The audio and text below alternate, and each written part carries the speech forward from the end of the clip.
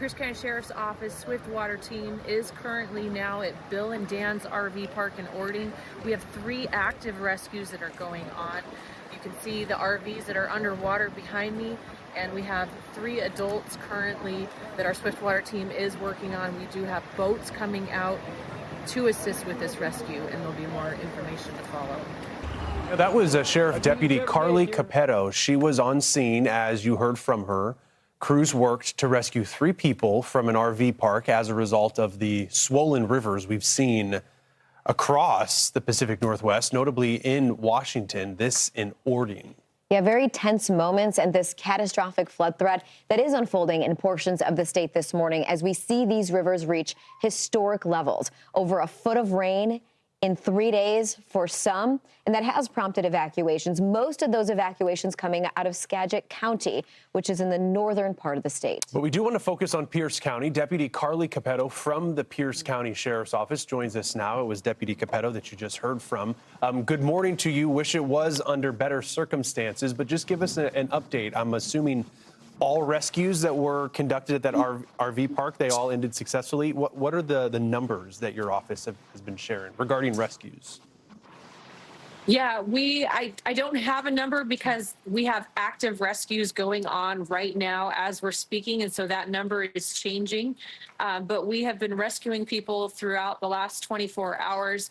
We just had the Carbon River crested about 4 a.m. this morning, and that has caused significant amounts of flooding in our foothills detachment area towards the mountain. And I know a lot of the rescues we're making on people are vulnerable populations. We have people that are in wheelchairs in their homes, calling 911, saying that they're not able to get out. A lot of our elderly communities and our retirement communities.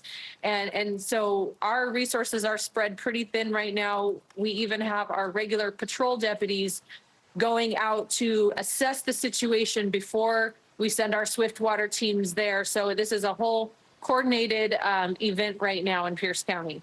Yeah, a lot of these rivers are expected to crest today at historic levels. When it comes to the Carbon River, in terms of who lives around it, in terms of population numbers, in terms of campsites, I mean, how many people are we talking about roughly, from your perspective, that are being impacted by this specific river?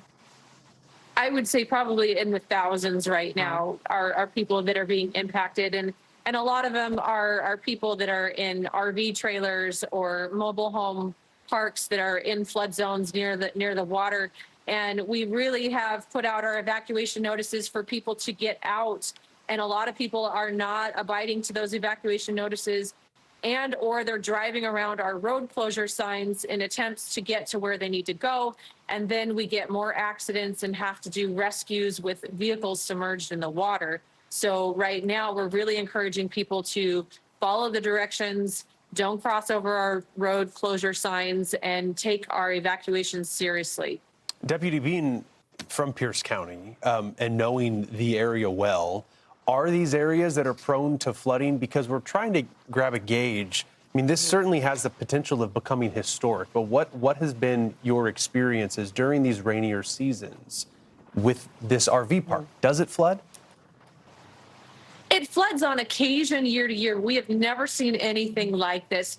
Our residents here in Pierce County have not experienced any sort of flooding like this since 2007. That's nearly 20 years ago. And a lot of our residents are new and didn't know what to expect. So if you weren't here in 2007 and experienced those record levels of flooding, then this is a new experience. And so right now, Pierce County's grown significantly, and there's a lot of new people here, and this is a new thing for them, and we're all just kind of learning the hard way as they're having to evacuate and move their homes. The issue is once we rescue them and we get them to a safe location, now they have no dry clothes, no food, no shelter. Many of them don't even have phones. And so it's creating another problem of housing all of these people that are now unhoused. Yeah, I mean, the water is something, it's tough to run from it. Typically, you can't. And then you do have to leave everything behind. How high is some of this water? Because we're seeing you have to use some of these boats to get to these families that are trapped. How deep would you say it is? Right now, I've seen waters anywhere from a foot to 4 feet. I've seen homes submerged in about 4 feet of water. But what people don't understand is there is a current that's running through that water. And so if they think that they can walk through it safely or drive through it safely, I think a lot of times people don't realize how strong that current can be and also how cold that water can be. And if you have health conditions or whatnot, it could really impact you significantly. So the message that you guys are giving out later today, I mean, you had mentioned the Carbon River, and there are several other rivers in the county, of course. But the message today, is this still be vigilant? I mean, the rain's still falling. It's let up a little bit. Is there going to be some improvement today? We've explained to people that we did anticipate this to get worse. It is anticipated to get worse today. So no, we don't expect this to get better. We actually expect it to get much worse. I think that's always the issue, right? Is people see maybe the worst of the rain ending, but the rivers are still absorbing all of the rain that has already felt. And so I think, yeah, your perspective is we also try to get a handle on how broad this threat is, because it's not just the Carbon River. We're seeing evacuations even further north. So as of now, would you say no expiration on that evacuation? Is it till further notice? Correct. Okay. Correct. Well, we'll be paying attention. I mean, we appreciate your time and good luck. Be safe, as it is a very active scene still coming out of Pierce County in Washington. Deputy Carly Cappetto out of the Pierce County Sheriff's Office. Thank you.